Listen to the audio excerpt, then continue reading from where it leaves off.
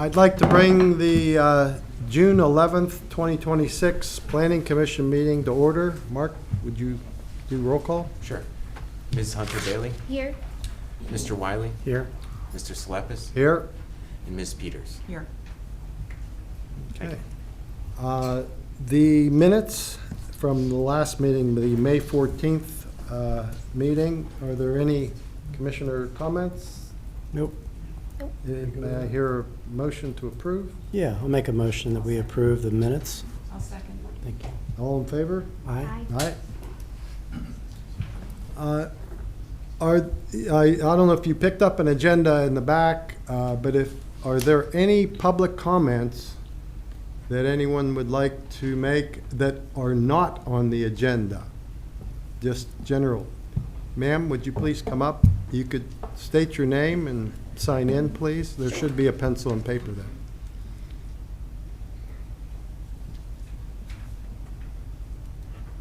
Do I address you or the, Us. okay. They will hear you. So I might not be the oldest person in the room, but I think I might be the oldest resident in the room because I was born and raised here in Peters Township and I'm in my mid-60s. A few months ago, my husband and I attended a meeting and we left the meeting in a little bit of an awe straight because they were talking about developments in the township and that the developers were able to pay a fine rather than putting in the green space. And I understand the farmers, I grew up with many of the farmers and they're just not able to hold the farm because their children don't want to farm. So I understand that the township is turning into more of a residential community, but I really want to, I don't understand why the developers are able to pay a fine, not have green space for the residents that are here, and then the developers move on to other developments. And then we, as residents, are stuck with house upon house upon house and no green space. And Peters Township, what I grew up with, was very much a green space. My mother was a police radio operator, first woman in Peters Township. My father was an ambulance driver. Back then, it was a big car that he actually drove. He had no medical experience. He worked at J&L Steel for his real job. So I grew up in Peters Township where there was lots of green space. So I just want to put a hold on the developers being able to take a fine and not give us the green space and the beauty that Peters Township has come to know. I mean, and I totally understand the farmers are giving up the farm. I live on Turkey Foot. The farmland around me will be residential, and I get that. But please, let's hold on to the green space. Don't allow them to take a fine. Make them make the green space. Are you discussing the fee in lieu for that development? We did vote against that in the last meeting. It was the development across the street from me on Turkey Foot. Yes. That it was a cul-de-sac. I have 5 children. 3 of them live out of the area with my grandchildren. So I'm always on a plane going somewhere. So I did miss last month's meeting. Yes, we voted against that. We Okay. voted for the green space. Could we make sure going forward that the developments in the future keep the green space in the township? It is. It should be a top priority, not a, oh, well, let's just pay a fine and. Our ordinances require a certain percentage of the land to be designated green space. So we will adhere to that ordinance, and that's all I can say. I mean, this was a unique situation, I think. I wasn't here at the last meeting, but I can provide some more details on that. So when we have this, as Mr. Sleppis said, we have certain requirements for open space, parkland in our developments, whether it's based on the percentage of the gross area of the original tract, or in the case of the Turkey Foot subdivision, it was based on the number of units multiplied by a certain factor. In either one of those ordinances, there is also the allowance for the developer to ask council to, rather than provide that open space or parkland, to pay a fee in place of that. And that has to be agreed upon by council. So that has not been agreed to by council yet, and it is going to a future council meeting, probably June 22nd, although I've checked the website to make sure. The point being is it has been decided on. We've recommended that the plan be approved, but they provide open space as opposed to providing the fee in lieu of. And that's going to council sometime, I believe, in June 22nd. June 22nd. It's a Monday meeting, but like I said, I always recommend checking the agenda first. So I won't be at that meeting, so. You can I always just- send myself or the manager comments, and then we can provide them to council, whether it's, written or email, or even phone conversation. Why can't it be in our bylaws, Peter's bylaws, or whatever it's called, that? Well, it can be. We that would have to there's- go back there's- and amend the ordinance, basically, is what we'd have to do. Right. Well, how do you do that? Like, just to make sure that there's enough green space with all these new developments, that Peters is still having the trees and the grass that So what- I grew up with, and Right. that my parents, when they were one of the original, with Mr. Simmons, and, I mean, we all grew up here with the grass, and it's what our parents wanted. And now we're looking around and it's taking away. In order to do that, you need to get council to move to change the ordinance, which they do on occasion. They will go and change the different zoning ordinances. So we do that on occasion, but you have to basically ask council to do it. When do you do that? Here's council. Well, this is actually planning No, commission. We're This the is planning commission, the council is the Peters Township. Right. Council. What they would do is So they I would need direct, to- yes, direct it to them, and then they direct staff to write something up. Okay. And you can do that at any meeting, or you can even do it in writing, however you feel comfortable. Like I said, I know you travel, so Right. it may be tough to find time to get to the meeting, so you can always do it in writing as well. Thank you. Thank Sure. you for Thank your you. time. Are there any other public comments not on the agenda? If not, we will move into, is no old business. Nope. We'll move into new business. First item is the Smith Packett Assisted Living and Memory Care Facility. Yes, this is a preliminary land development plan before you. They are seeking approval of the preliminary plan. This will actually be a recommendation from you, and then it will go to council for final approval. Just to kind of give you an idea of what we're looking at here, again, this is for an assisted care facility. It is located in the 200 block of East McMurray, and that is designated as red here, here on the screen. And just to orient everyone, it borders East McMurray Road here, just to the south of the property. This intersection right here, this is the intersection with Washington Road.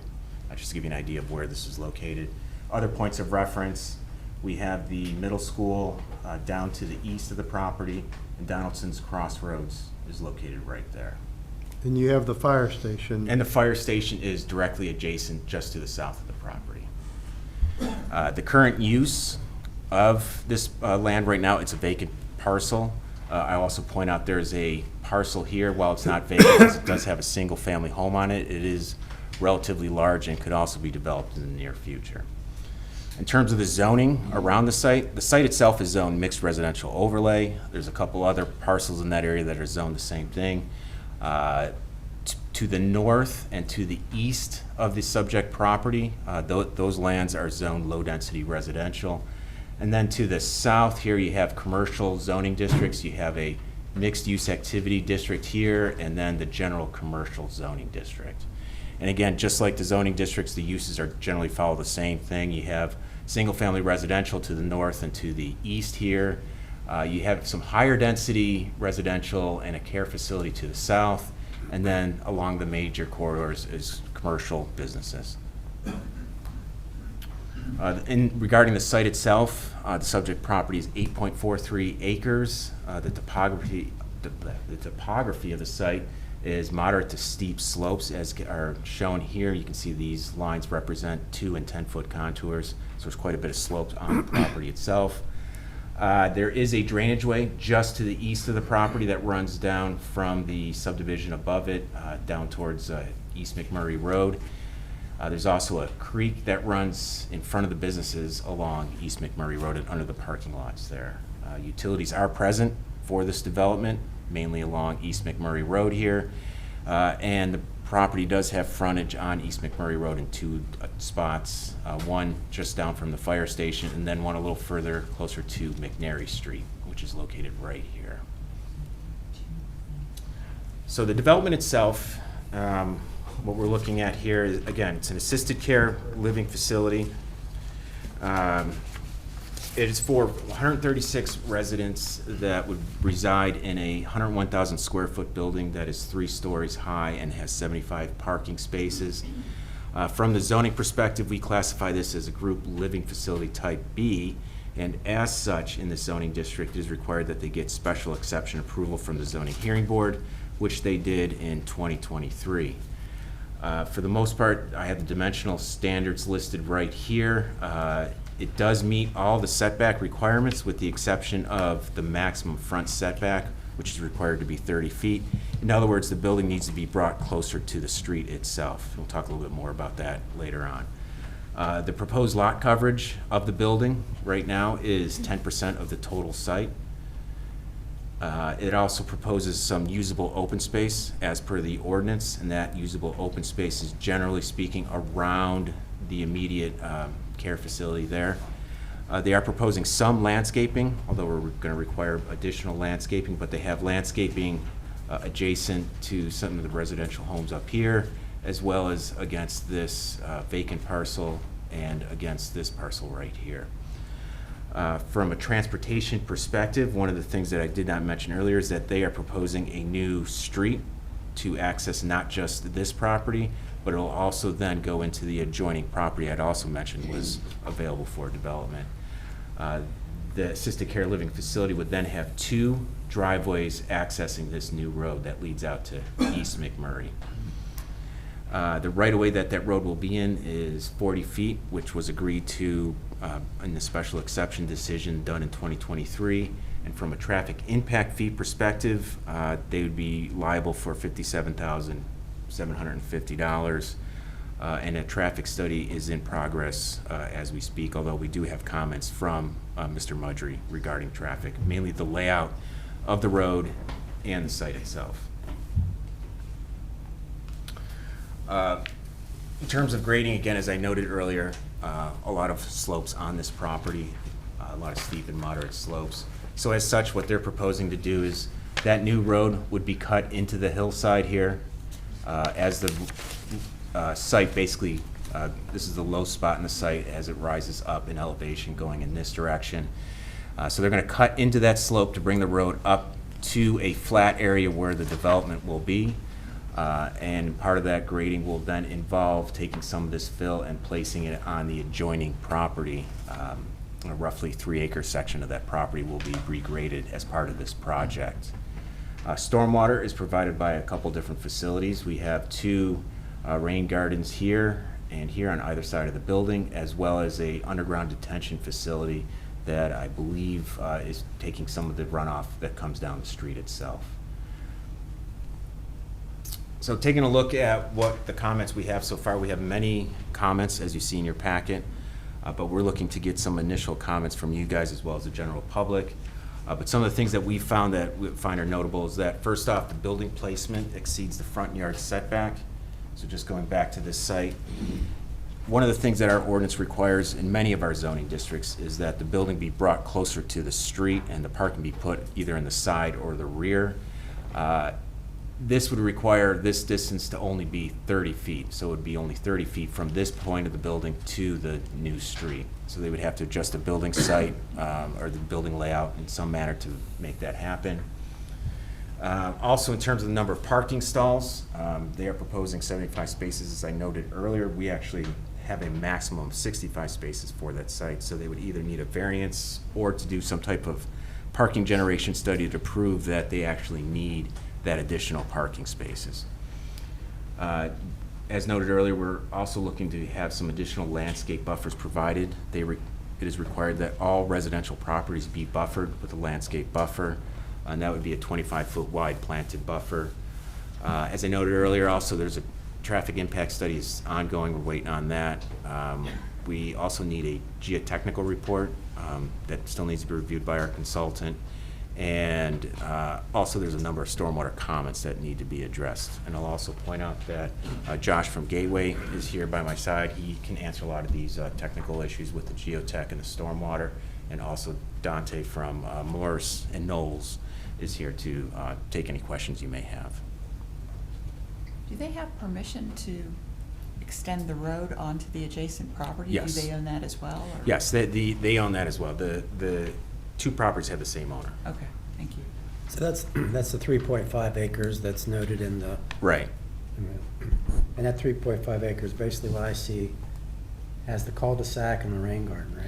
Right, so Is the it also property gonna line is right here, and then this is that additional grading, and yes, the stormwater facility as well. So And- all the excavation from the site is expected to stay on site? Or does- I would have to let, Okay, we'll ask those. Mr. Sun. And the last question, Mark, for me is, so that road is gonna be built, would be built by a developer and dedicated to the township? yes, that is the idea. Public road, and it doesn't exceed the maximum grade? that- I do not believe it does. I want to say it's at 10%. Okay. It's a maximum. I believe it's 12. Oh, Yeah, maximum 12 is the 12, max, and okay. that's under 12? It's Wow. it's right at 12. Yeah. Okay. Do they have significant retaining wall requirements with all the grade changes? Dante can confirm, but I don't believe there's any retaining walls proposed on this site plan. And the change in elevation is about 100 feet? Yeah. Yeah, it's quite a bit. My name is Dante Saletti. I'm with Morse, Knowles and Associates. I actually have prepared a brief kind of background since it's been a while since we've been here. That last time we were here was 2023. I wasn't expecting such a thorough description from Mark, so I can shorten my list of items here. But like Mark had said, we came through in 2023 for the special exception. We still have our 40-foot right-of-way for our roadway going up to the site. We have updated our stormwater. What you're seeing here is a second or possibly third revision offline of the regular public meetings. We've had numerous calls and Teams meetings and meetings with township staff to try to work out some of the layout issues. Has there been any revisions beyond what we're seeing here, or is this the final, as it We stands haven't right started now? revising per the comments yet. We started going Okay. through, but this is what we submitted. Okay. So, most notably with this one, a previous iteration had underground detention. We met with the township and it was determined that underground detention wasn't preferred around the building and things like that. So we took that natural drainage way and we're creating an infiltration basin over there. The natural drainage way that comes through there, we are proposing to route that around the infiltration basin, so that way the runoff that comes from the neighborhood above isn't gonna be into the basin, it'll just kind of continue through the same path as it currently does. We have a second infiltration basin off to the west side of the building there, the smaller one. And then with the site topography as it is, the low point is right where we have the underground detention system there. So we had to put that there to pick up the road runoff, otherwise all the road area would be undetained runoff. Let's see what else is notable here. On this layout, we are showing 24-foot wide roadway. We are not showing sidewalks at this point. It was discussed previously that it would be dangerous for pedestrians to be walking down to East McMurray here, and also with the slope of the road, it would exceed the 5% maximum sidewalk slope that's permitted in the zone, so that's why there's no sidewalks on there. We are planning to meet with the township staff to kind of go over these comments, to really iron them out, to make sure we have a submittal that's up to snuff whenever we submit back in. There is one item that I was hoping to maybe get some guidance on. Basically, everything related to the public road. A lot of the comments are geared towards the public road as if it's public now, but it's going to be built to public standards, but it's going to be private until it does get dedicated over. And from what I recall from the meetings, I don't think there was any hard set requirement that it had to be dedicated over. Well, the township's asking for it to be public just because of the nature of the site next door. This would provide great access for that site. And that's why we're looking to make it public now. During construction, it won't be a public throughway. Right. But once you get occupancy, it would be dedicated to the township at that point? Well, I guess maybe I need some more clarification on that. When you say it's going to be private, what do you mean by private? Well, whenever it's under, oh, sorry. Yeah, sir. Can I jump in if you don't Could mind? you introduce yourself? My name is Win Bishop. I'm Senior Vice President of Development and Construction for Smith Packett. And we may need we'd like some guidance from you guys and the staff on this. So when we went before the zoning hearing board, the motion that was made and approved was that it remained a public road per item G of the ordinance. It says that private road per item G of the ordinance. That's what the motion was made. And the town attorney, Mr. Lonich, agreed with that and said it's incumbent on the applicant to volunteer to make the road public at a later date. So we would come to the township and say, we want to submit this road to be public. That's what we've read the transcripts of the meeting. That's what was said in the meeting. And then the township can choose to either accept the road or to not accept the road.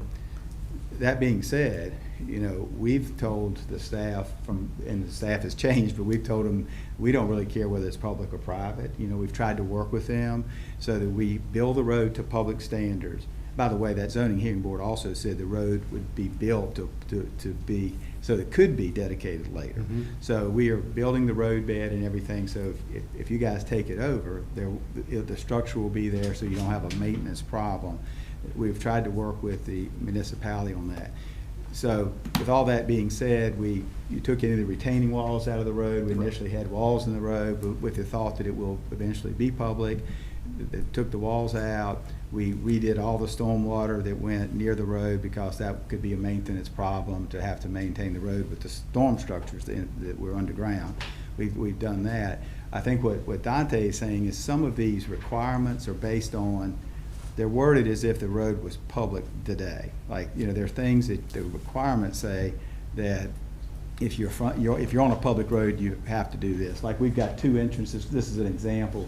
The two entrances you see here, they're like 120 feet apart. But if it's on a public road, it says the entrances are fine. Yeah. Okay. It's the parking. Okay, the park. So there's several things on there that we think will be hard to meet as a public road today, and that's why Dante's saying we need some guidance on whether we do this private or public concept. Is that accurate? Correct. On that?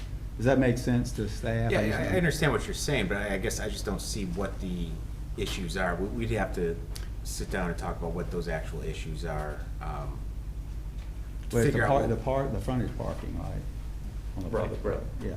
Like for instance, in the public, if it's fronting a public road, there can't be parking in front of the building. That's an example. And of course, we've got parking in the building. We've got a portico in the building. We've got a beautiful building when you go inside. We've got dining and all these different facilities in there, and people go through the portico to come into the building. Well, we can't have all the parking in the rear and have them walk all the way around the front of the building to the portico to get into the building. So we really almost have to have parking in the front as well as in the rear. And if that were not a public street, my understanding from the staff comments was because it's a public street, in the future, they're asking that there be no parking in the front. Those are the kind of things that we really need some help on, I think, in order to make the. And I don't think that's something that we can do. I think the staff is our filter. Yeah, I understand. Right. And so, and I'm not going to interpret what the zoning hearing board stated and what you're referring to, but I think it all has to go back to you guys, and you have to filter this out and figure what they're asking for. Yeah, and what was noted earlier is that we're actually looking to sit down, our consultants, township staff, and the developer to iron out some of these comments so that we don't have these disagreements Yeah. in terms Yeah, of interpretations. Yeah, I think it was just incumbent on us to say that, technically right now, the way the zoning hearing board approved it was a private road. But we both have intents to make it public, I think it's in everybody's interest, frankly, to make it a public road, so we're not arguing that. I just hate to be stuck with some guidelines. The bottom line is you want to cooperate and you want to agree with what the township is asking for to make it a public road. The township has certain conditions or requirements in order for that to happen. So it seems like the two entities just need to get together, discuss it, and make sure everyone understands exactly what, I guess, the zoning. Well, it's coming down to a lot of the details. Right. We've talked in much more generalities up to date. Now that we have a plan before us, our Right. consultants have reviewed it, and now that we see some of the details and what some of the issues are, I think we could actually then come to Correct. some type of agreement as to how to handle, is it a public road now, is it a public road later? But to the point you made about the parking, and earlier you mentioned that There's a setback the issue. setback, it needs to be moved, which would then affect the parking Well, and force it to be moved, If you don't mind, I'm just gonna point something out here. moved back from the podium. So this right here is what I was looking at as a public street, which means you have a right-of-way off of that. You're about 40 feet from this nearest portion to the right-of-way. If the building were, if that section of the building were to shift 10 feet or some other addition was put onto it, it would then meet that requirement. And that's all I was getting at with that particular. Does it have to be could it be a It could be a porch. courtyard or? It could be like a porch or something with a Porch? roof over it. So there are ways to make that happen. And it won't alter the main, the main building? It wouldn't You just alter need to where put the- an appendage on it so that it gets closer to the public road. There'd be issues with grading, I'm sure. Yeah. But that's stuff we would have to look at. But now if we're talking about it's not a public street, then where's the front of the building and where's the front setback measured off of? And the maximum front setback. So that would be something we'd have to figure out. Does that What make would- sense? 'Cause What would that road connect to? I'm not So- sure. Which road? Right, The new road? drive. Let me show you. McMurray Road. Well, no, I thought it was gonna have an interconnection to an adjacent. So- Oh, the cul-de-sac. Right here is about where that building is proposed. And this would be the intersection with East McMurray. The road would run up into this adjoining property here. It would basically terminate right about here. So theoretically, if this property were to develop, it could connect into there, or there's another connection right over in here. I forget the name of that road. I think that's Marion. Marion. Okay, thank you.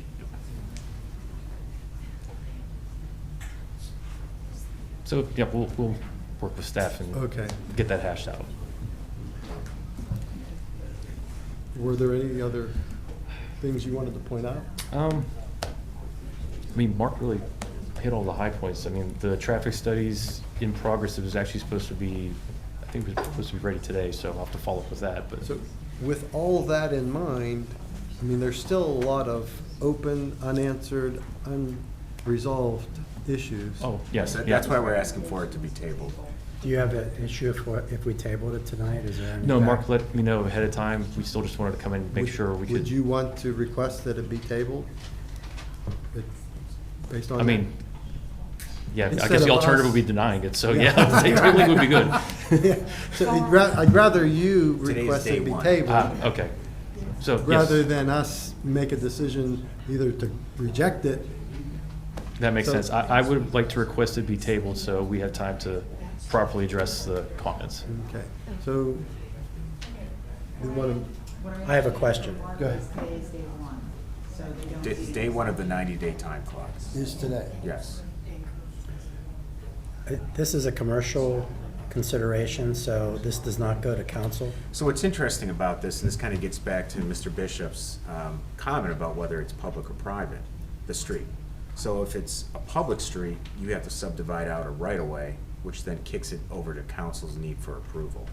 If it's a private street, I do not believe we would have to take it to council for approval. You guys would be the deciding vote.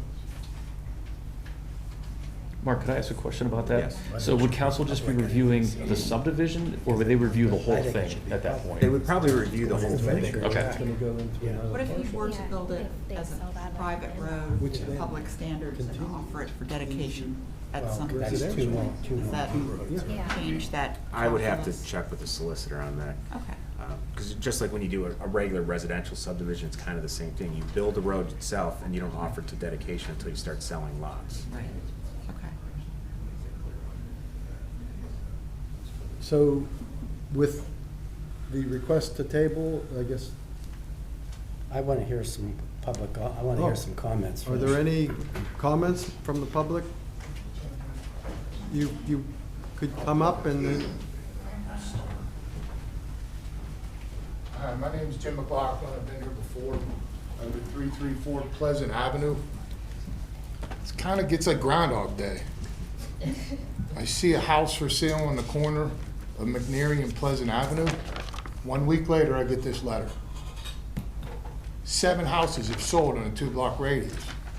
The new people come in, they don't know anything about the proposed developments, but they buy a house, then they get a letter, and then they say, hey, nobody told me anything about this.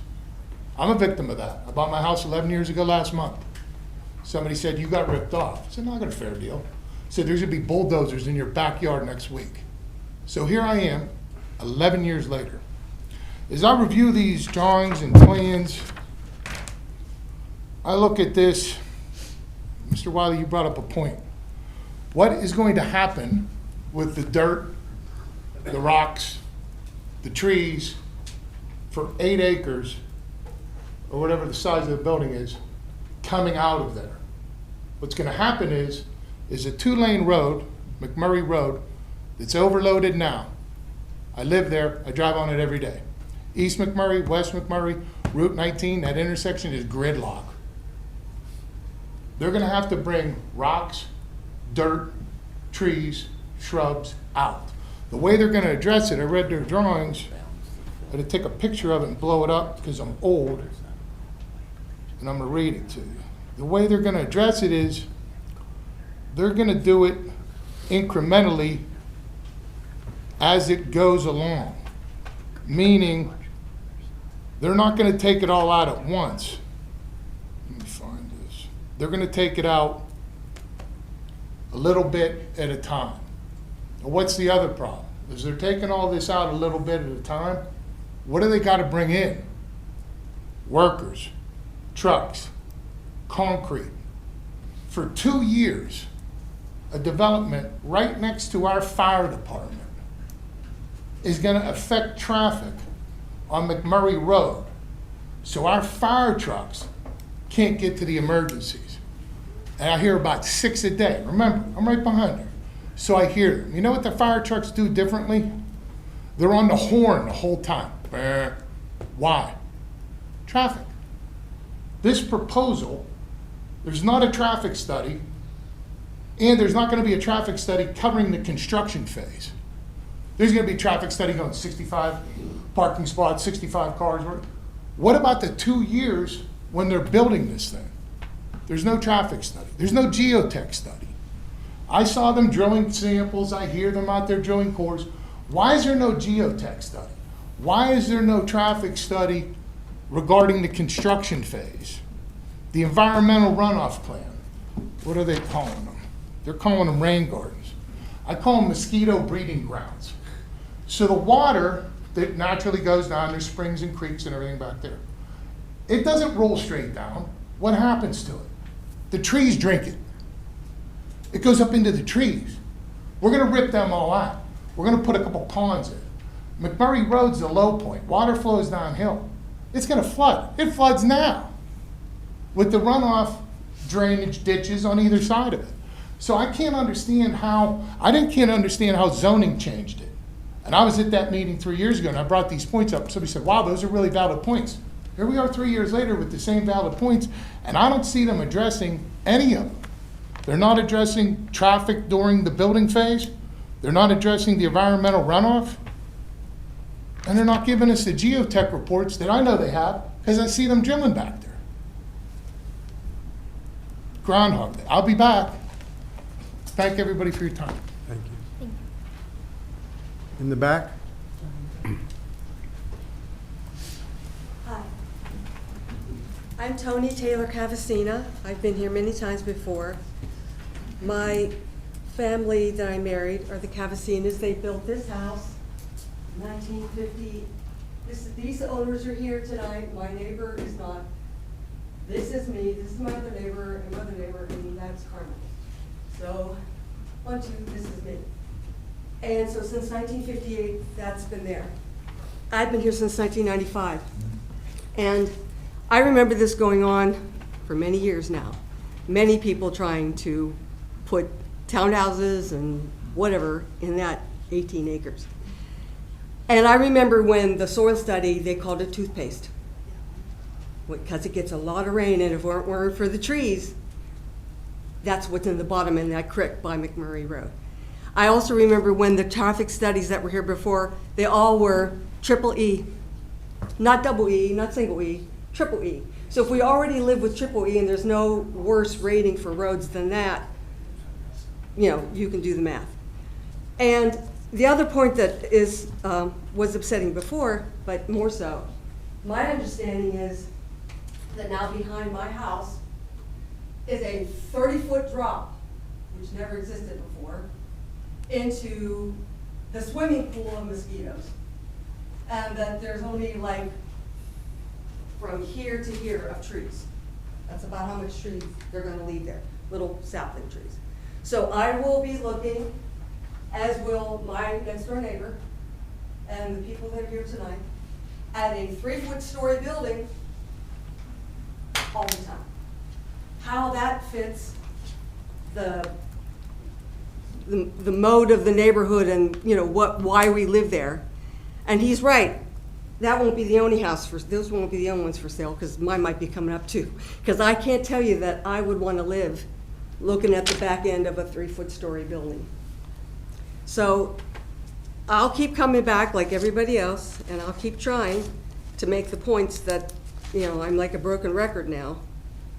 But there's got to certainly be better places to put this monstrosity than where that is. I'm just putting my information here because I'm required. Thank you. My pleasure. Sir? Yeah, hi, my name is Eric Perry. I live at 326 Pleasant Avenue. And like the other folks, I've been here in the past on various of these hearings. I looked through the 40-odd pages of submissions that was on the township site, and can't say that I read every line of all the engineering notes on there. But in general terms, this submission looked pretty much like the last time this came around 2 or 3 years ago. And so, to me, then, if it's still basically the same layout, the same approach, the same issues that were relevant the last time around are still relevant this time. It's brought up the idea of compatibility with the existing neighborhoods. At one time I looked into the township planning document, the older version, where it talked about that kind of a concept of, you know, things that come in new should have some respect or compatibility with existing facilities, neighborhoods. And to me, I can't marry these two things up, this 60-year-old or so single-family residential neighborhood that's now going to be smack up against this facility. It's already mentioned as well. I have a background in geology and earth science, and so I tend to look for certain kinds of things in these submissions when they come in. And one of the things that struck me right away, as was already been mentioned, was a lack of a geotechnical report. And I thought, well, is it just not there yet? Or is it under review or whatever? But certainly that's a key piece to doing any kind of analysis for a 3-story building. And there is, let's say, various lines of information that suggest that building conditions there are, we'll say, less than ideal for a facility like this. There was a geotech study for the adjacent piece, which I saw last year, 2 years ago. It tends to run all together now. And I did look at that. So I'm curious to know what the conditions are, what the information is for this proposed development. And it'll go through analysis, I'm assuming, with you folks. So there's that lack of compatibility with the neighborhood, and yet kind of like we're still going through the same issues again. Developed on the north side, developed on more or less the west side, existing neighborhood that's been there for quite a while. On the south side, you have McMurray Road, and so there's really no good way to access this, no matter which way you come in. And that's been an issue, an ongoing issue, one that I would say would be pretty difficult to solve without adding traffic to McMurray Road or adding traffic into the existing residential neighborhoods. And since I live in that neighborhood, people who live up there know me see me walking my dogs up there frequently. I would not be too keen on the idea of increasing the traffic load through a residential area. All right, I got other things here, a few notes to myself. I'll hold a few of them since it's being tabled essentially, and they're going to come back in 3 months, hopefully with some answers to some of these questions. But my last comment would be that I understand, the township is interested in bringing in new businesses and new residents, and I get that, I understand that.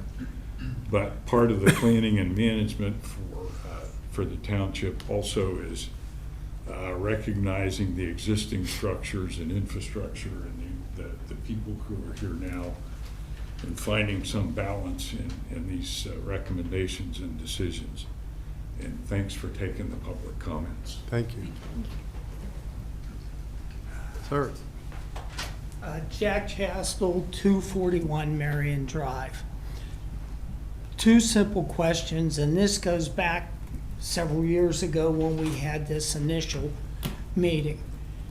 My one question is, and this is an assumption, but back then, the connection to East McMurray Road, we were told, was going to coincide, and I can't think of the name of the road right now, down where you go up to where the apartments are and to the back way behind the old Kmart.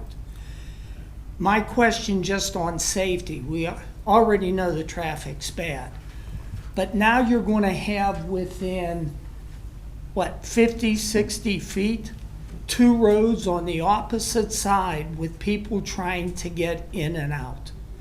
To me, that's a safety issue that needs to be addressed, because I don't know the solution for that, number one. Number two, I think it's very interesting, and this is more geared to the township, because back when the original plans came in, there was supposed to be a second access road, but it was going to be private, only for emergency vehicles. So they weren't going to be coming down through Marion Drive, adding all that traffic. That's the original plans, that was a private road. Now we see the township is already planning, assuming they'll just connect that, and besides whatever is built in that section, you're gonna add, because you can't get out on East McMurray Road, all those cars now coming through the residential section where there are more children living there now than 40 years ago when I raised my kids. My concern is the traffic and the safety. And this plan creates problems safety-wise. That's my concern. There's about 20 kids, I counted, because I live right down the street from him. And they're on their bikes all day. Mark, how does the proposed road line up with that road that goes up to the townhouses or the apartments? Okay, so this How are kind of they shows gonna it. light the exterior of this place? Hmm? We're not gonna have Sir, any Sir, night. you have to. Sir, With all of that parking and all this, the Sir. parking lot lights in it up against them houses? if you want to make comments, please come up and state Thank your you for the name opportunity. and sign in, please.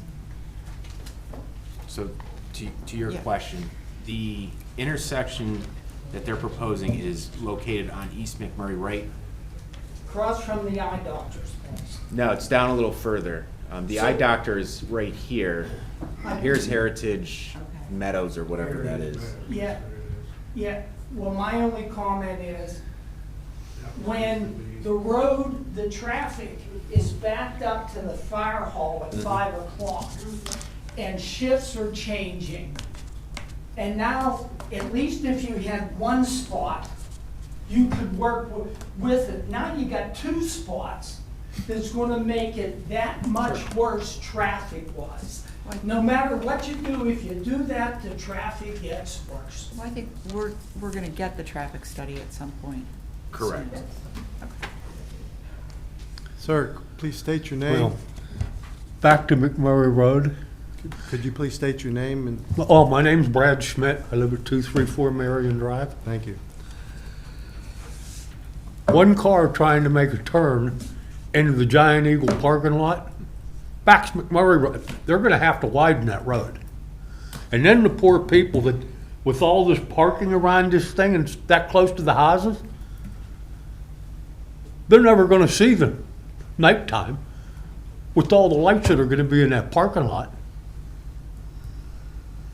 And at what you're looking at spaces there, I don't know how many employees are gonna, if there's 30, 3 shifts a day. Not to mention all the visitors coming and going. It's a hell of a lot of traffic to deal with. Would, Mike's study would lay that out? Or Yes. estimate? Well, it's not his study, his review would look at Okay. whatever, you have him in Worcester, I believe, who's doing the study. Thank you. Thank you. Is it Worcester Kansas doing the study? Hi, I'm Lori Swersler, and that's my husband over there. And we live right here, right where this thing is in our backyard, so we're not happy. First off, the traffic study, is it taking into account like all the traffic out of Giant Eagle, or is it just taking into account like the traffic coming in and out of that unit, that facility? My understanding is they're required to study certain intersections. It's Yeah, and just I'm- what that scope would be. I'm just trying to think what the scope was on this.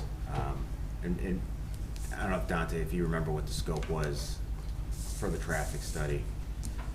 I can't recall. I know that we had the meeting with you all and with PennDOT. PennDOT and Trans Associates was putting together the scope, but I can't say I remember the specifics of what the area was.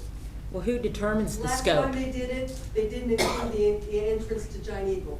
Like, who determines you the know. scope of the traffic? PennDOT, it's PennDOT Road. Okay. Okay, and then also back to the traffic, we were talking about the traffic.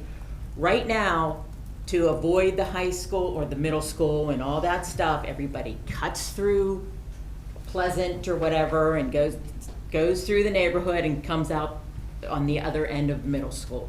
So they don't have to go. So with this facility, then everybody's gonna be cutting even more through the neighborhood.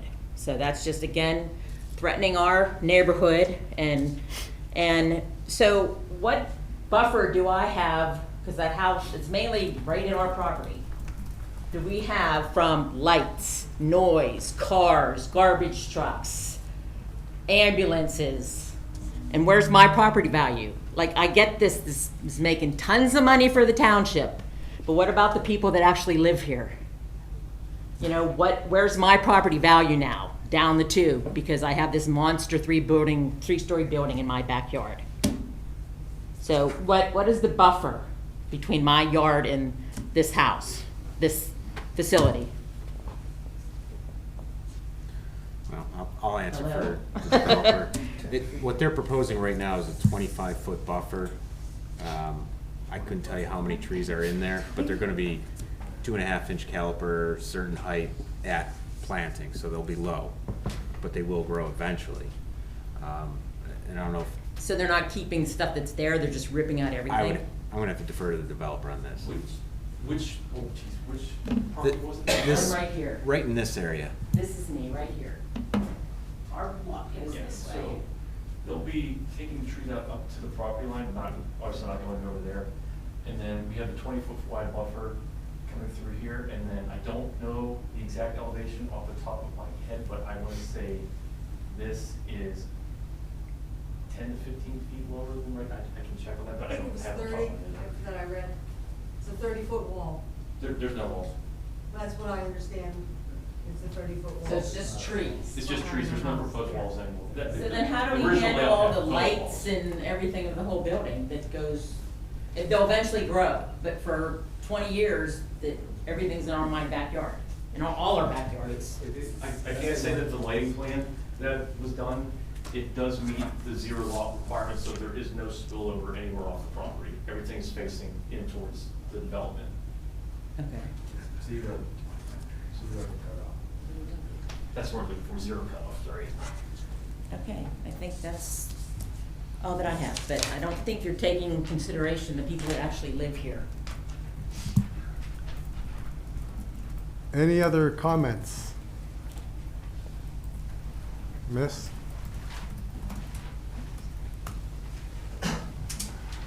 My name is Julie Horn. I live at 309 Marion. And I'm sure I probably yelled at many of you before during the whole townhouse mess. So I have said before that we bought our house. A huge reason we bought our house was because it said it was a dead end. And I mentioned that, and one of the lovely members of council decided to put up a sign that says the street may be extended. And I saw that when I got back from vacation, which was super nice of him. And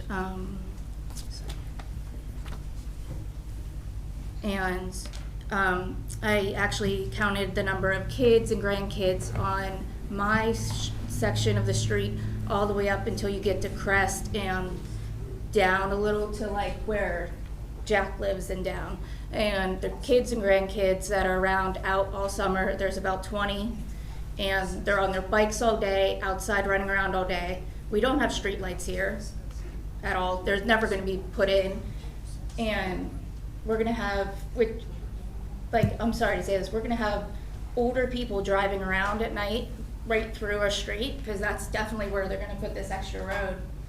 And it's not gonna be safe. It's already not safe because people don't know how to read signs and they turn around in our street, on our dead end all the time. I have people 5-6 times a day turning around in my driveway constantly, which I'd rather people do that than have this traffic through my street all the time. That's literally why we bought this house, because it said no outlet. We would have probably never bought this house if we have known that the street was gonna be extended and all this stuff was gonna be built over here. Like a giant chance. And with all these new townhouses and all this BS being built in Peters, we probably actually would have never moved to Peters because it's getting really, really out of hand. It's ridiculous, actually. Like every time you turn down a street, there's a building that was there 2 weeks ago that was torn down. And there's gonna be new crappy townhouses that are built, or another huge neighborhood of houses that are just gonna be garbage. And it's like, we don't need this here. We do not need this here. It is insane. Just leave some green space around here, because we have none of it. I'm sorry, it's just ridiculous. Like, every place you turn around here, there's just new stuff. We don't need this. We don't need this traffic in our neighborhood. There's way too many kids. I'm sorry, I'm over it. It's just ridiculous. Can I ask one more question? Yes. I won't. So I'm Tony Taylor, Cavasina again. So who do we contact to find out how much property value we're gonna lose? I mean, who do we go to? Do we have to hire attorneys? What do we have to do? Because we need to know too how this is gonna clearly affect us with the mosquito swimming pool and the no trees and a 3-foot story building out our backyard. So tell me who I go to and I'll go. Does anybody here know? Who assesses our value of how properties? The entire township is governed by ordinances that were written and the Peters Township Council enforces. Whenever we get requests for building, whether it be commercial, residential, whatever, they must conform with the ordinances that have been written. Whatever plans they submit to the Planning Commission are reviewed to ensure that they meet those ordinances. If there's an exception, we point it out and it has to be resolved. Mm-hmm. Otherwise, it has to go to council to be approved to modify or make an exception. So in other words, there's no way for us to know until the damage is done. Kinda, yeah. I appreciate that you're trying to answer the question, but that's the way Yeah. it looks to us. And that's where we're in a predicament. Yeah, I moved to the township in 1986, and I could tell you there were sheep at Donaldson's Crossroads Yes, when it I was. moved And the here. original house that was sitting there, Exactly. yeah. And I get this. It evolves. This is I understand, it's a license to print money. Yeah. We all get the picture. But there is a certain amount, like, I don't think you'd see, first of all, I just want to say one thing and then I'll stop because I know this is important. But only the people right here, our side of the street, got a letter to come to this meeting, which I think is a little sneaky. No, that's not true. Okay, because I was told we got a letter and the people across the street never got a letter. The people Okay. across the street, it's just the All right. people didn't. Then I'm wrong, It should be okay. the whole neighborhood because the traffic. Yeah, it should be the whole neighborhood. neighborhood. That- There's a radius Yeah. that's, we are required to notify. It was Right. actually more than the radius. It was 200 some odd letters went out. There you go. Okay, well, I'm just saying that I think, I don't want to speak for everybody, but I think if this was, we're discussing putting in single-family homes or something, I don't think any of us honestly would be complaining. Because I have lived here for a bazillion years, and I always expected that there would be homes behind me. I didn't expect that there would be that behind me. Did Sorelli and them get letters too? Yes. I got one more. I'm saying a lot of my good stuff, but I'm gonna break this one out. This is a residual property that wasn't developed in the late 50s and early 60s for a reason. And we're sitting here talking about a development without a geotech survey. I did spill some candy in the lobby. Did we have a geotech done yet? We do not, no. Will Is there one going to be be? one? What We about do the have- old geotechs? We from do have before? one down here. Oh, has it We've been got- submitted? We've not been asked for it by the staff, but we're happy to provide it. Yeah, It's, That'd be a good it's idea. commented, it's part of our comment letter. It's part of our comment letter that one needs to be Yeah, we provided got for one. review. Yeah, I fully intend on putting it in with the next submittal. It was Okay. done in, I think it was done in 2025, and then we did a slope stability analysis, I think it was January of this year. So, based on, Mr. Bishop? Is Yes. that- Okay. Or, I forgot your. Dante. Dante, your request to have it tabled, Yes. we will, once it's tabled, there will be meetings, There will be- information Yes, exchange. they will submit whatever you have, geotech study, et cetera, will be provided to planning staff and progress will be made. Now, based on how that proceeds, will it be put on the agenda for the July meeting, or will it take longer? Well, you'll determine if I guess it's, we would know better after our meeting to see how far apart the sides are. okay. Because I don't want to say, yes, we'll be at the next meeting, and then we're not. Okay. Because I don't want other people to come out if they don't have to come out. So, but the point I want to make is, if you, once you determine that it's ready to be represented to Planning Commission, you'll have to resend letters? Typically, we don't, but we can in this case. Okay, I think under the circumstances, we probably should. Okay. Whenever it will be, whether it may not be July, it could be August, but we have until September to meet the 90 day. There's always time extensions if And need we be. can make extensions. Yeah. So, that being the case, do I hear a motion to accept the request to be tabled? I'm going to bring back a question now. The Okay. public versus private street. To me, that has a lot of bearing. It does. How we approach this later. So when will we know that, or should we have a motion on We'll know by the that? time it comes back again, how we're approaching the private versus public street. It's the township's intention at the moment, at least, to have that public street up front.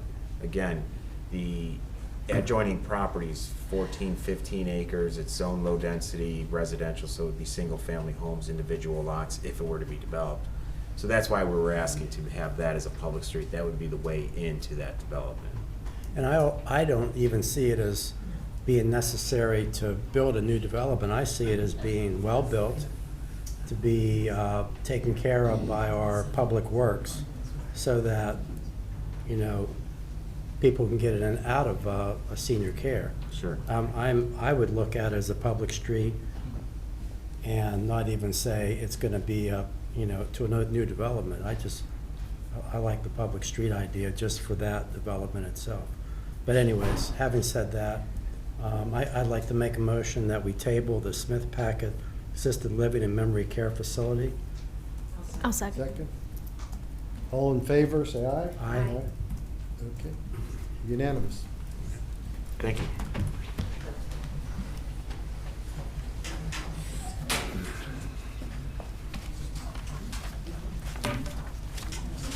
The next item on the agenda is the Greer Subdivision. Garrett, are you going? Yes, I will present this one. You want to wait for a second? So Yep. To let people filter out. Alright, yes, this is the Greer Subdivision, just shy of 18 acres total, zoned low-density residential. It is a currently vacant lot, although it has been used for agricultural purposes, with the abutting farmland. You might recognize this. This is just across the street, Turkey Foot Road, from the previous Turkey Foot Road development that you saw at last meeting. It'll be split into two lots. One lot is 13.5 acres. The other lot is 4.3 acres. This is in our low-density residential zoning district, so it'll have a 50-foot front yard setback, 15-foot side yard setbacks, and a 40-foot rear yard setback.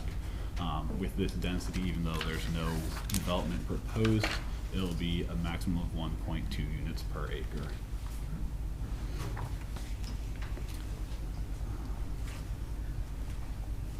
I didn't make this slide. This property here, this corner one, that is the previous development that you saw, with the 15 homes for the Turkey Foot development.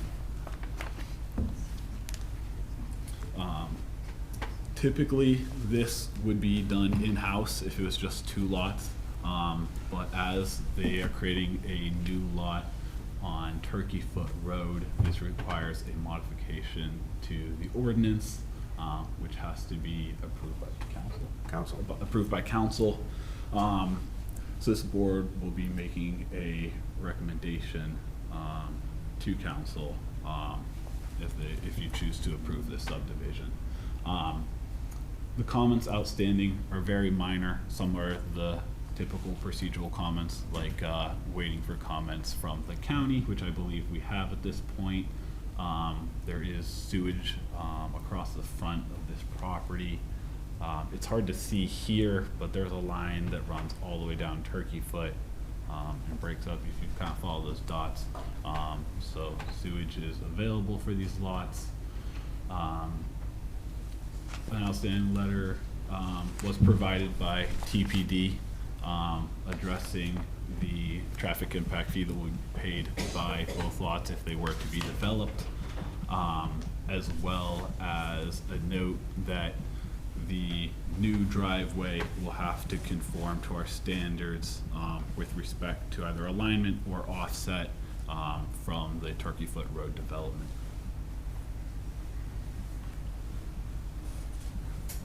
What is the revised street alignment analysis? What was that about?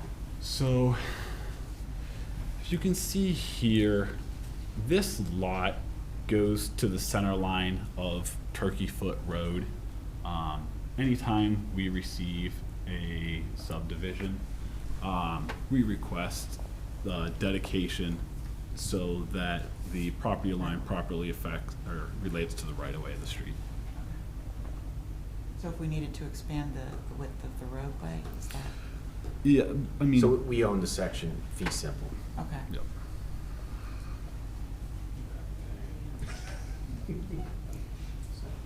Keith, are you? Yes. Good evening. This road and center line, we fight about it all the time. Keith Higgins, Keystone Surveying and Mapping. Pretty simple. I think Garrett said if we weren't looking for the modification, it would have been a township review. I have submitted, probably not in your package, but we have shown an exhibit of this subdivision with the parcels across the street and we're aware of that development, and I don't think that the driveway is going to be an issue. It's going to be one single family home built on this lot, but we're just going to subdivide it, and the builder then will handle all the permits and all that fun stuff. So, Peters Creek Sanitary, we've made the application, we've made the escrow fees. Dealing with Peters Creek, this is going to be a process. We're applying for 2 EDUs. We kind of looked at a little bit because there's already a Y or a connection on the sewer for lot 2. And we looked up the as-bills of that sewer line down at Turkey Foot. So everything looks to be pretty straightforward, but getting that planning module is time consuming. And obviously we won't get any plans signed without approval of the module. Do you have anything else? So we're looking for 2 recommendations, one on the plan itself and the other one on the modification to the saldo to allow an additional driveway onto Turkey Foot. And, I mean, were there some outstanding issues, I thought, on your previous slide? Yeah, like I said, most of them have been addressed at this point.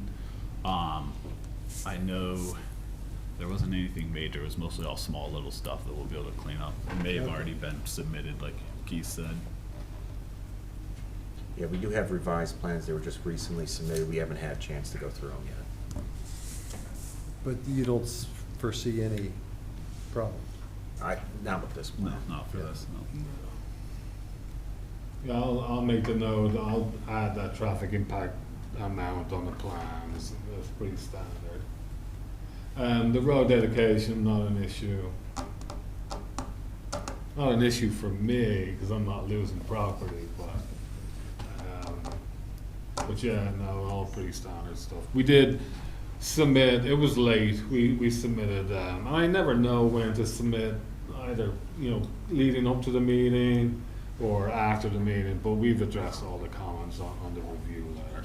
from the. And the Mike staff. has not done his traffic study. He's taken a look at this plan. He has or He is going submit to? a comment letter to us. I actually do have he did note. But it the wasn't in traffic- our packet. Correct, that's true. It didn't make it in your packet, but I was able to go in. This is the traffic impact fee will be owed for both, each Okay. lot respectively. And then, as Keith said, there was a comment about the alignment of driveways, which it sounds like Keith was aware of and has submitted. We just haven't seen him, or we haven't gotten to revise them before this meeting. So I the think, property, sorry. go ahead. The driveway won't be addressed on this plan, but when the builder. For the developer, for the building permit. Submits, yeah, but he will be aware that there is a condition on the driveway. Okay. Is there a driveway now from that plot? No. Is it entitled to one? Only one, but Yeah. they have two lots. So for that extra driveway is why we need to get that modification. No issues with site distances on that stretch of the road. So, can I ask a We can question? take comments. So lot. Come on Can you up. come up, please? Yes. State Again, your Amy name. Myers. Please, I'm sorry? Amy Myers, 491 Turkey Foot. So we live in this little area. So this is gonna be one house? Yes. Okay, and so this is a plan then? No? This is another one house? That's no house.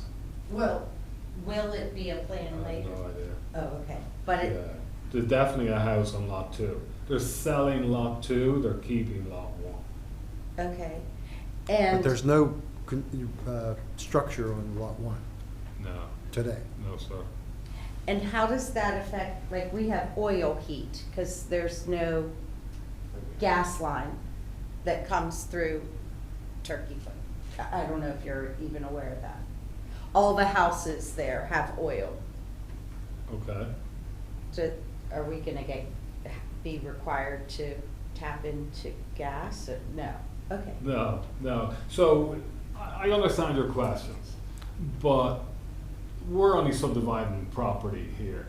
There's only gonna be one house. So if you're saying there's no natural gas in that area, so they'll probably get a propane tank too. Okay, Yeah. okay. And anything else? Or- They'll tie into the public sewer just like you guys, public water. And if Which they, we just got if a they years want, ago, if so. they want gas, they'll get a propane. So what happens with, like, we have, right now, it's tracks the tree line that runs, when they did the, help me out, Ken, The trees that are on that line are basically on that lot. on that lot, not our Most of property. them are on that lot. Yeah, so we've found, you can even see it there, we found your property corners, there's no issues, everything Right. looked really good. I don't know what they're gonna do with those trees, but there'll be a site plan submitted, that'll be phase 2, not part of the agenda tonight. All that we are discussing and, deciding upon tonight is the subdivision to create lot 2. Okay, And they will have to come back to the commission to propose, once they submit plans. the Well, bill- if it's, one caveat to that, if it's just for one single-family home, it goes straight to the building permit phase. But if, like, lot 1 or even lot 2 wants to further subdivide, then yes, it would come back Yeah. here. Yeah, and it could be someone else, when the builder, they might have their own consultant, so I don't even know who's the builder. right. I'm sorry, I live right next to 489 Turkey Foot Road, Michael Turzak. I just want to there's just one house on lot 2? And, Yes, sir, yeah. okay, and then nothing on lot 1 at this point? Right, and that's only the information I know. I'm working for the property owner. They're subdividing, they're creating lot 2, and they're selling it to an individual that wants to build a single house. Okay, but then no plans at this point for one? Like- Just one house. Just one, Yeah. or two, lot two, right? Just one house on lot okay. two, yes. If this was a plan, there'd be a big team in here for this, you know, not me. That's above my pay grade. Thank you, thank you. Yeah. Any other commissioner comments? Nope. If not, may I entertain, or does anybody want to make a motion? I can make a motion. I make a motion, the planning commission recommends the Greer subdivision. And are there any? And the modification for the driveway. Want to make that a separate motion? That makes sense. Okay. I'll go ahead and, we'll go ahead, why don't you make the motion for the driveway and then? Are we recommending the driveway, or are we? Recommending for both. I'll make a motion that the commission recommend approval of the driveway modification to the subdivision land development ordinance. I'll second that. Let's vote on that. Yeah, vote on that, makes sense. All in favor, say aye. Aye. And I also recommend that we recommend to council the subdivision. I'll second that. Okay. Kara, second. All in favor, say aye. Aye. Aye. Aye. Okay, Thank you. thank you, Kate.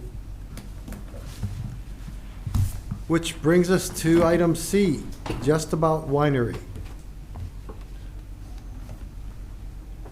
Mark, are you gonna? I will or Garrett? present this. Give me just Okay. 1 second to. Here, I'll take it. All right. All right, so Justabout Winery is requesting approval as a special exception.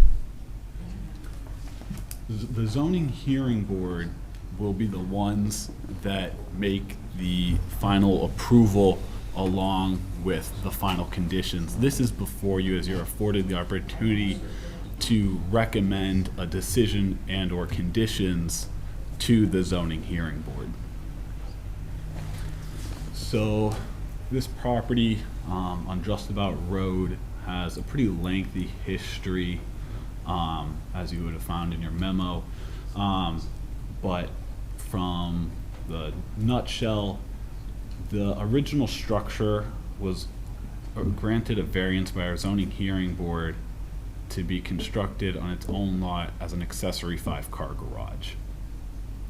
Sometime, I believe that's 2009, around 2018, it came to the previous staff's attention that it had become a winery / tasting room.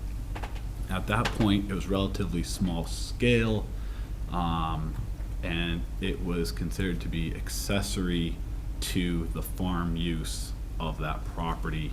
That property does have vines growing on it for grapes on both this lot and this lot. Fast forward to today, it's come to our attention that this is now open to the public. There's potentially events being hosted there. There's gatherings being hosted there for clubs such as, I believe, even the library hosted an event there.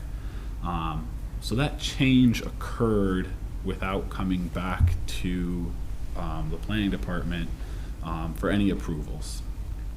So we are trying to find a way to see if this can be approved through this special exception as a place of assembly.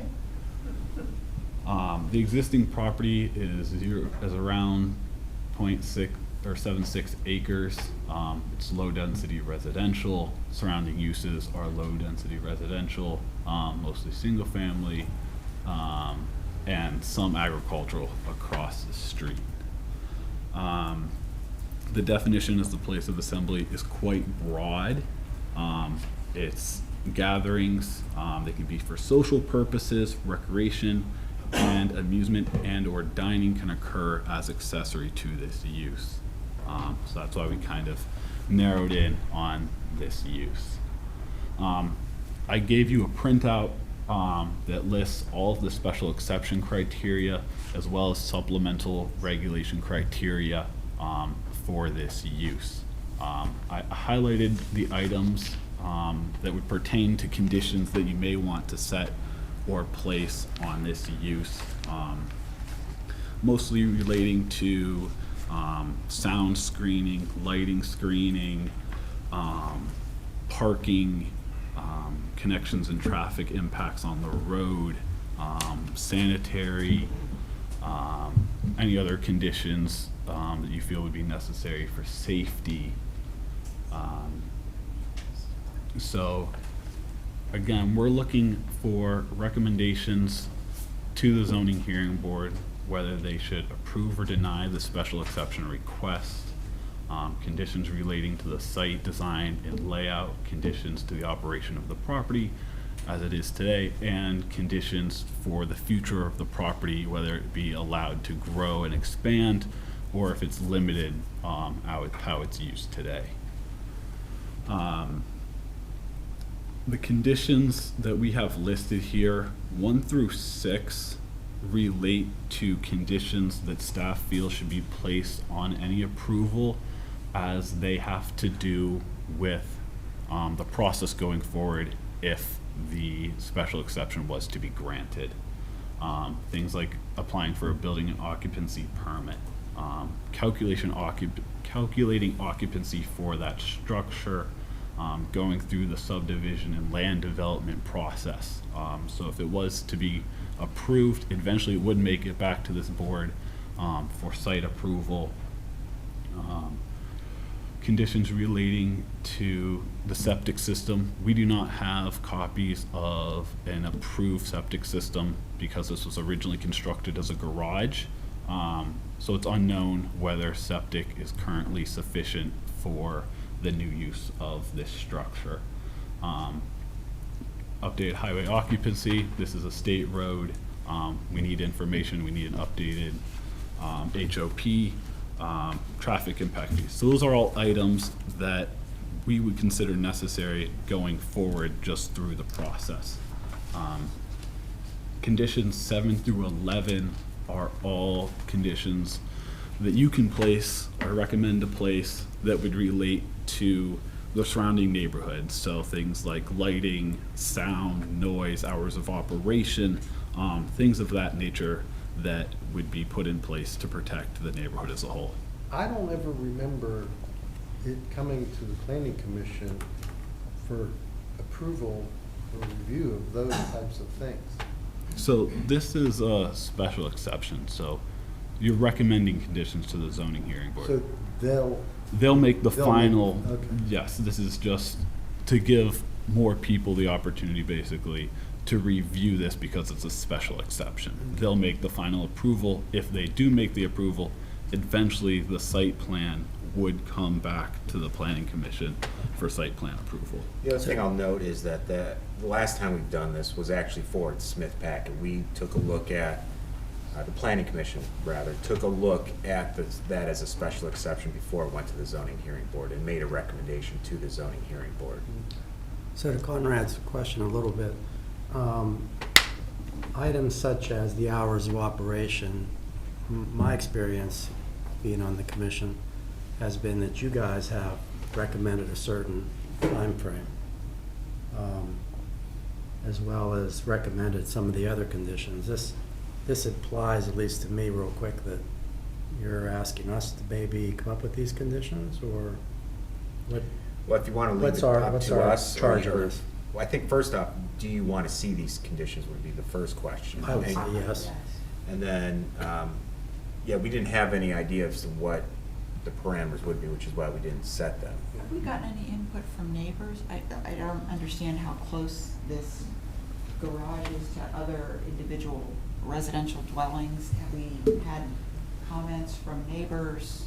I'm trying to place this on Justabout Road. Can you give me an orientation a little bit? See if I can help you out. Yeah. Joseph Sykes, I'm actually owner of 262 Justabout, which I'll show you in a second.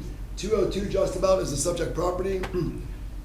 It's a little bit confusing. So if you know where the old the original house on Justabout Road, which was owned by Doug Danforth. Yes. That property there. His house was way up, way, That property is right here. Okay. That's the exact abutting, so ILS 262. okay. And that's the property I own along with this lot here, with this big pond here. So this is a 5-acre lot. So the setback on this is quite a bit. Right. This is roughly 26 acres on this lot here. This was the box truck property. It's the one that looks like an old Frank Lloyd White House on 235 Hill Place. Correct. I Okay, also so own that property. it's Trotter's Court is further You're correct. to the left. Yes, just, you got it right. Okay, and this is further down Hill Place. Yeah, so I also own this property here. So all in Okay. total, there's about 52 acres I get to pay school taxes on. So that's- Yeah. It's quite low. So. And Miller's house is further, So what you have is Mercedes, so the next one, this was the next spot here, and then Mercedes is here, and then Miller's is the next one. If that gives you a little bit. okay, it does. And so here, as you can see, this is it's actually a large 52-acre piece of land that we assembled. And to give you a lay of the land as well, this is on a bit of a top of the hill. And so this goes down, you see the ponds are close to the bottom of it. This is also on the top of the hill. And where we located this kind of parking lot, very much purposefully, is to not cause any visual impact or noise impact to either Hill Place or to Justabout Road, very specific. Although I'll say it's a winery, there's not a whole lot of noise anyhow, it's a different type of crowd, they're pretty But cool. there are grapevines? Yeah, so what we had to do in order to open the winery, you can see these rows? Mm-hmm. Rows there, there was a vineyard that we put in place. And it took about 6 years to grow those grapes till we could finally start producing wine out of those So you're grapes. harvesting them and Yeah. pressing them on site? Absolutely. Which was a prior condition to opening the winery, and we wanted to make sure that we got that right to begin with. One thing I'll note, and I will supply it to the township, is that we did get an approved septic, obviously we have a septic tank there from Washington County, and that tank is actually, it perked here really good, which is really hard to perk out there. So we got the perks, we were able to get that put in place properly. And then I have a question. Are you guys opening a restaurant there as well, or No. did you recently open a restaurant? No, Okay. No, okay. no.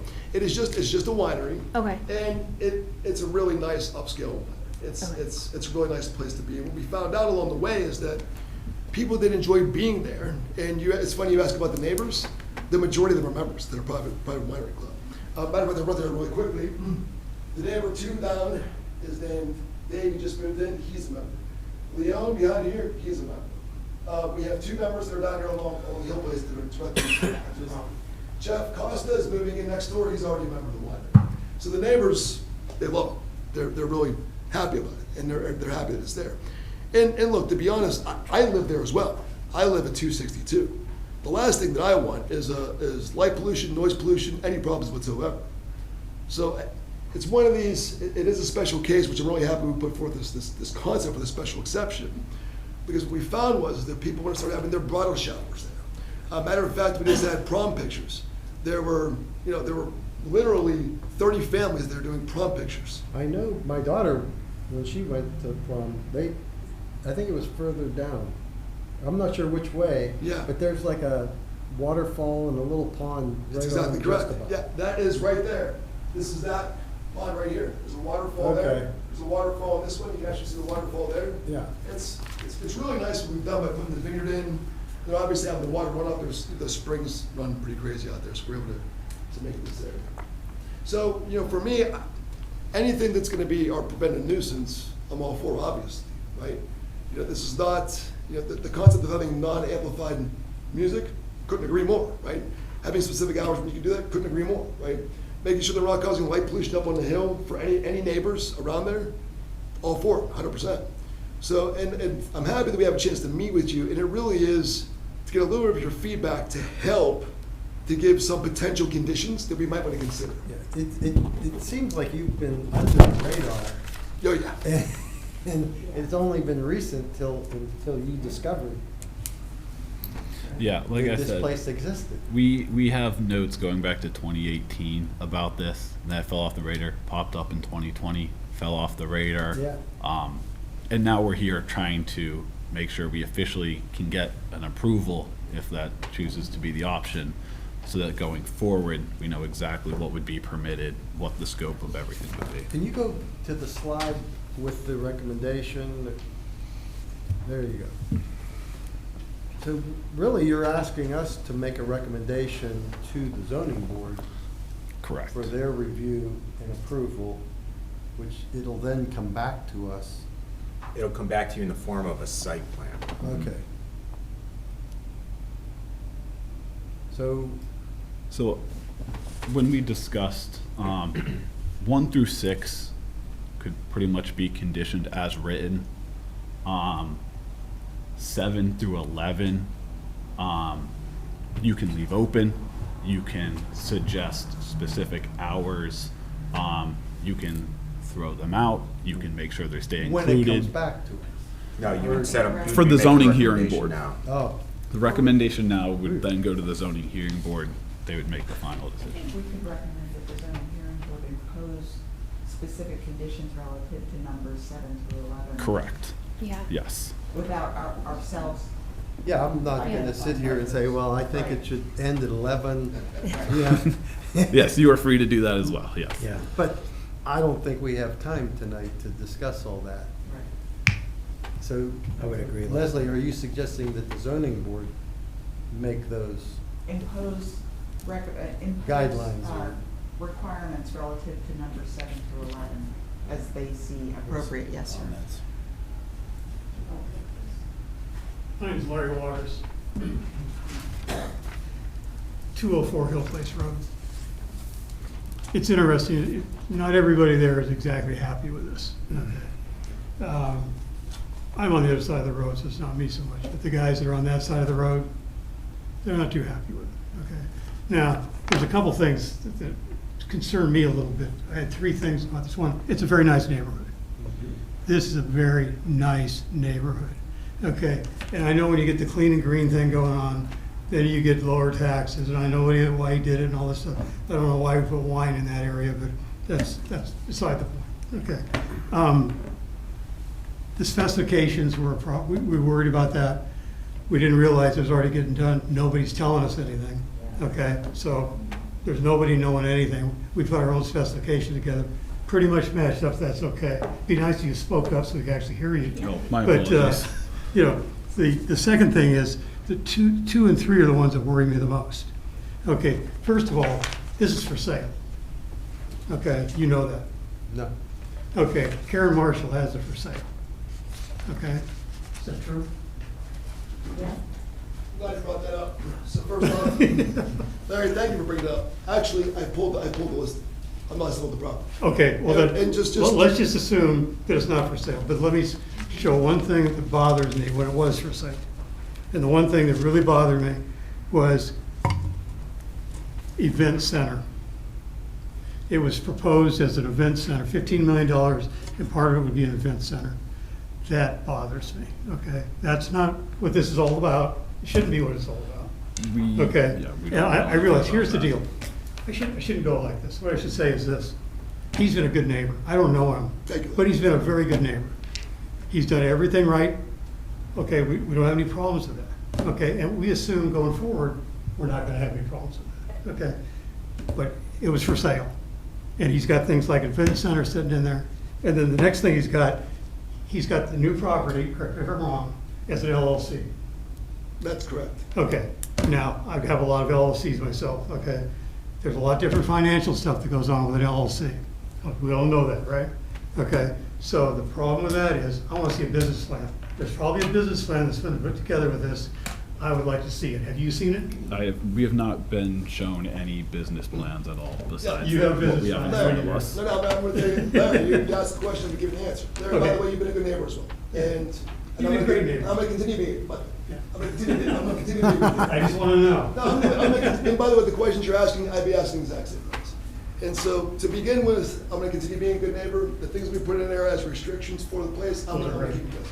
I listed the property for sale, everything all together, because I'm putting a new pool, which I just got approved the permit, thank goodness.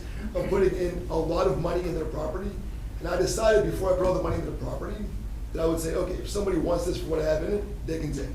I'm not leaving, I'm here for at least 12 more years. My kid just is going to the 1st grade. I'm not leaving, Larry, I'm here.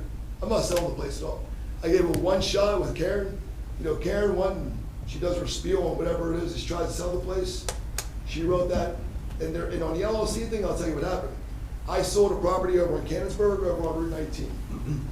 In order to take the money from that and not have to deal with the tax situation, do a 1031 exchange, I took the same money I received from that in that exchange, used the same LLC that I was in, and bought the Boss Chuck property. That's exactly why it's an LLC. There's no other reason to do it. That's exactly what I did.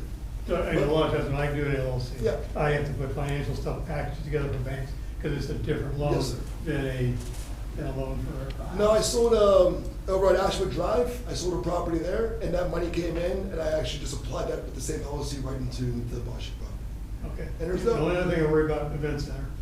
Yeah, so there's no event center, there's none of that happening. Okay. And, no one asked me, and I appreciate you asking me. I wish we had more information coming out. You got all that information and didn't give any of that information to the people around here. And there's some people I'm here to because of tell that you don't want to do it. Okay, because they don't know. I hear what you're saying, yeah. Someone could go low enough for me 20, I wouldn't take it today, the property's not for sale. I'm not leaving, I'm not going anywhere. It was, before I go and put even more money into the property, a sanity check. Let's see if somebody wants to buy it. Nobody did, and that's it. You can come over and see my place now, the construction's happening with the pool and everything. No, it looks beautiful. I mean, Thank you, appreciate it. we don't have any problems with you as a neighbor. Thanks, sir. We're just worried that you're gonna sell to somebody from Willow. It might be one of the conditions that Joe can't sell his property for 12 years, I don't know. Right. Well, Larry, I appreciate that. But just keep us informed of information, okay? Yeah, we've got nothing. All the land, Nothing. you know who the landowners are in our area. I mean, when they discussed how this property actually works, I don't think there's any way you could have figured it out. But effectively, he's got it on Justabout, it wraps around and goes down into 204 Hill Place. And so it wraps around. Two of the guys that are sitting there in that little elbow Yeah, aren't, they're worried. sure. And so one of them's definitely sick today, so I had to come in here. I never come here. So, Anyway, Larry, I'm glad you said I've been a good neighbor and it has been a nuisance so far. It's been, and that's not gonna change. all that being said, are there any other comments, by the way? Nope. Leslie, I think I don't feel comfortable making, deciding upon all the hours and all the conditions, et cetera. So, were you making, you made a motion? Well, I didn't formally, but I can. Okay, okay. I would make a motion that we recommend approval, subject to the applicant complying with the condition recommendations numbered 1 through 6, and that we request that the zoning hearing board impose specific conditions relative to the numbers, to condition recommendations 7 through 11. Mr. I just have a Waters? real quick one. Ben Costello, you know Ben Costello? You know Yeah. Ben? Yeah. I do. He's on Trotter's Court. Ben wrote up some stuff. I'll give it, it shouldn't be a big deal, but, it's the restrictions and all that kind of stuff. I'll give it to you, and you can pass it around to whoever you want to give it to. They were just suggestions from Ben. Okay. I will take these and make sure that they are included in the docket for zoning hearing board. Thank you. Okay. That being a motion, Yeah, I'll second. Kara will second. All those in favor say aye. Aye. Okay.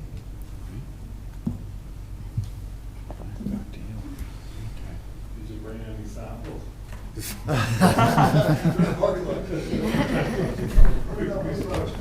The last item on the new business is item D, Tuscany 2 buffer yard discussion.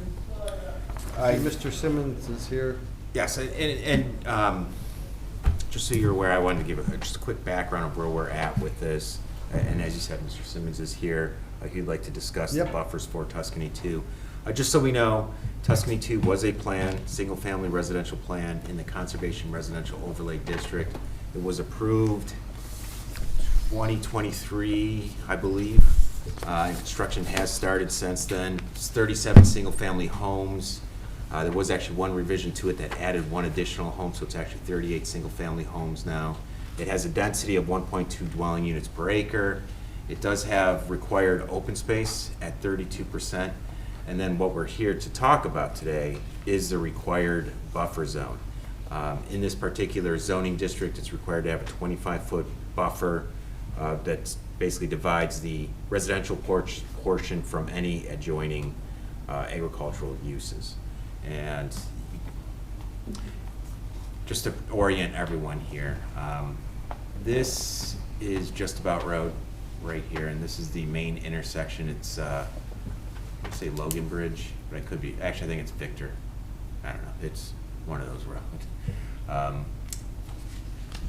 Right here to the west of the property is the Simmons Farm, and to the north is Tuscany 1. Tuscany 1 also borders another portion of the Simmons Farm as well, and there's been some issues with agricultural buffers there. I believe that the question before us today is going to be, there's a requirement to have buffers all along this particular border with the Simmons property. The plan calls for only a buffer along a portion of that. So there'll be a discussion about that. Other than that, I would say, I guess I'm just opening it up to Mr. Simmons here, because I know he has. Yeah, it's basically question. I just have questions of how did I get here is really what it is. And Mark brought up, I kind of need to start with a tiny bit of history. Tuscany 1 is supposed to have, you have a law that says there's to be a buffer zone between agricultural and residential areas. Thank you. This is basically the same thing, other than the last page, it's the same thing up on the screen. But, so Tuscany 1 came in, that was a good 10 to 12 years ago. Never got the buffer. It was never in. Township did it very well. I'm welcome to share it with you, but the township did an extensive study of whether the buffer is there or not, and it is not. Not to required specs. They went through a whole thing of how did that happen? And I understand that's not yours, but that's enforcement. That's not your part. I understand that. But then, so Tuscany 2 comes in, and I just want to folks when it came in, I just want to point out this one thing. Right here, this cul-de-sac is jammed up, against my peach orchard in Coraline cornfields here, and in Tuscany 1, I just simply, I had to, because of agricultural requirements on me. Down in Tuscany 1, for 10 years, I just had to set back. I don't plant near, to my what I'm required by the Department of Agriculture. So I lost land. Okay, I lost farmable land. And I've been here farming for 65 years. My grandfather before, my father before me, my grandfather before that. So here, I just couldn't believe when this came in, I couldn't believe that this cul-de-sac is out and no buffer. And HRG, you're familiar with HRG. They're doing the comprehensive land use plan. And I just want to make one comment about that cul-de-sac. I set that plan down in front of the main lady from HRG. Mark was good enough to let me meet with them and speak with them about agriculture in Peters Township. I put this down and she said, oh my gosh, they put the cul-de-sac in the buffer, where the buffer's supposed to be. So, question 1, why did that happen? If you look at the last page I have on there, because what I've been told through this whole thing when I've been talking to him is, gotta have a connection. I agree 100%. You gotta have a connection. But, that picture that I have on the last page there, that's Windermere. I live in Windermere. Mr. Mills lives in Windermere. The developer lived, well, I don't know if he still lives in Windermere, but he did live in Windermere. That cul-de-sac, as you see there, has a connection. It is a cul-de-sac. It's a good cul-de-sac. And I'm just suggesting, as we move forward, because you have Gearhold plan coming up here real soon. It's same thing, cul-de-sac jammed up against my apple orchard. That cul-de-sac will work much better for the farmer, much better. You see the houses are back. The houses are back, it makes more sense. You know, and I'm also trying, as you know, they're working on a 100-foot setback. That will work for the 100-foot setback. It can be done. But then you get down here to the main part. I was assuming, Mark, could you bring the other picture? Do you want this one? Yep. For 3 years now, this road has been in, I've been dealing with, I think I'm gonna have to push out more peach trees. I have no choice. These houses are 30 feet from the property line, they're 25-foot buffer zone. I think I'm gonna have to push more peach trees out. So I kept looking at this plan, and I think council and myself think that thought that there was going to be an agricultural buffer zone the whole way. Now, can you go to the other one? It's not even close. The agricultural buffer comes down here, stops right here, does this goofy, I have no idea what that is. And then this kind of deceiving, because this is another 1,000, well, it's a long way from here down to Justabout Road. Well, here's the other section. Right. I farm all of that, okay? So I just can't figure out how in the world did I get a new plan when all that has been going on? I've been talking about these buffer zones. Everybody has been talking about the buffer zones. And here I am, I'm not gonna have a buffer zone there. This road, this cul-de-sac has been built. It's built, it's been in for 2, Yes. But there aren't any houses. 3 years, maybe 3 years. Half the development's built, I would say, 3, at 4 least. years. All the way up to the There's- cul-de-sac? Yeah, the houses. Yeah, the houses are under Oh, construction. that cul-de-sac has been there for at least 2 years, at least. So, and I've had to, I lost two crops of peaches on anything close to that, you know, because I couldn't take care of them. I couldn't, it's spraying, you know, I couldn't spray them, you know. How did that happen? That's what I'm here for. How is this happening? You have a law. Well, I was going to say too with like How did it get EPA. approved? How did it, governed so by that the I can talk Department to of council, Yeah, how did it yeah. happen? Well, he has. And it's still happening. The requirement is for a 25-foot wide buffer, which is what's shown on the plan. But that doesn't help when there's a EPA requirement that he can't spray within 100 feet There of is us. no, but Mark, there is no buffer from here down to Justabout Road. But those No. homes are more than 100 feet away from the property line. So. It's not as much as an issue on the bottom portion as it is where the cul-de-sac is. 'Cause the For you, no, for me, tremendous, because we're gonna get to that. I believe that this, see these words right here, right here? Magically, a protected wetlands showed up. And just so you know, I farmed all of this all my life. This is sloping down to Justabout Road. I went directly to the DEP, the Washington County conservation people, because that's who I deal with. Nobody no idea where that came from. I have another requirement from the DEP. Now, I'm in really big trouble because of this. I have to stay 135 feet from the wetlands. With Okay. any plantings? So now, with my plantings, I'm not allowed even to plow the ground. I'm not allowed to disturb the ground, or spray, or anything. We can spread manure. I can't spread manure. Okay? So, yes, I'm sorry, but yes, I still need the buffer there. Okay?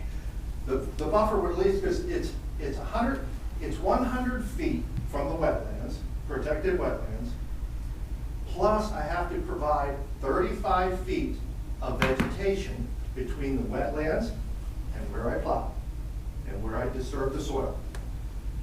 That's almost going to, these fields that I have here are short. It's almost going to take out that whole thing. Again, I'm losing constantly.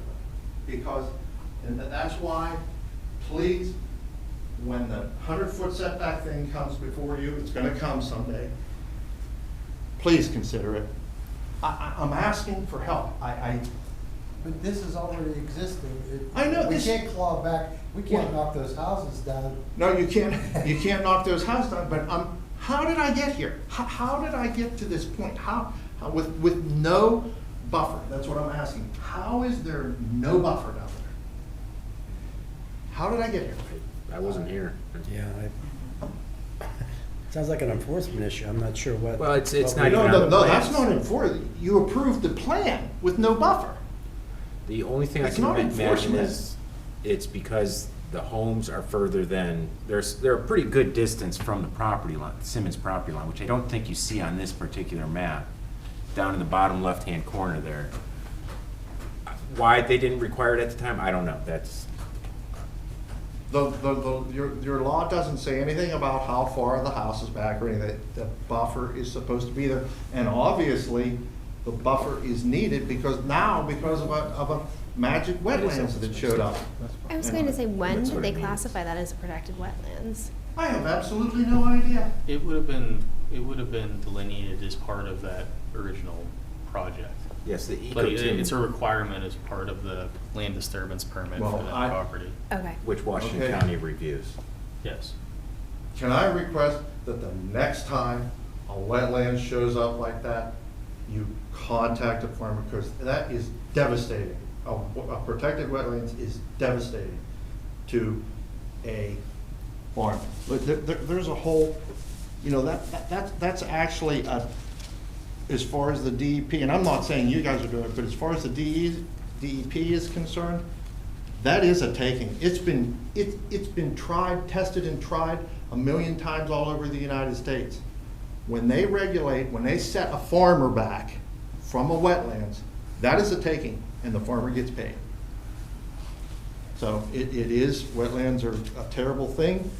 I don't understand how I ended up where I am. I'm losing tremendous amounts of Do you have property. any recourse now to go back and? To go back to who, that's the whole point.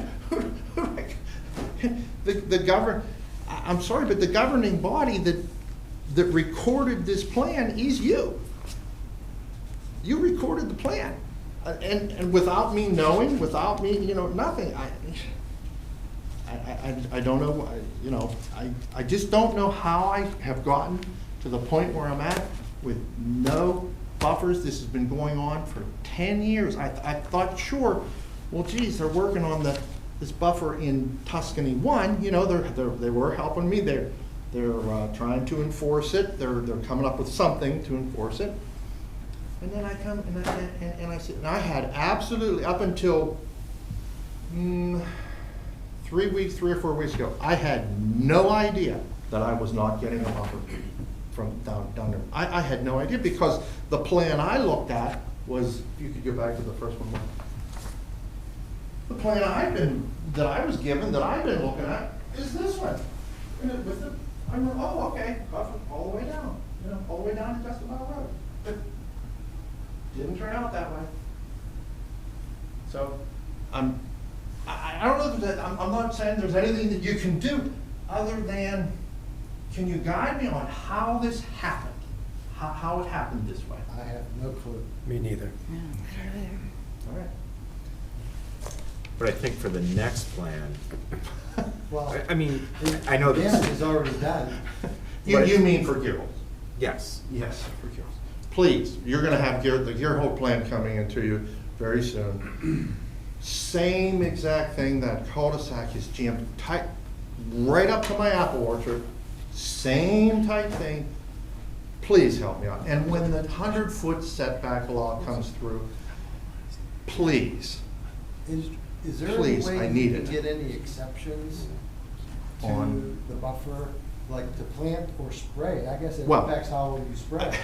Of course, that's what I'm gonna do. Of course, I'm gonna try to work, but you know, but there again, they're gonna make me put a buffer. That's what I said, it's 30, I've already read it. It's not 25-foot buffer.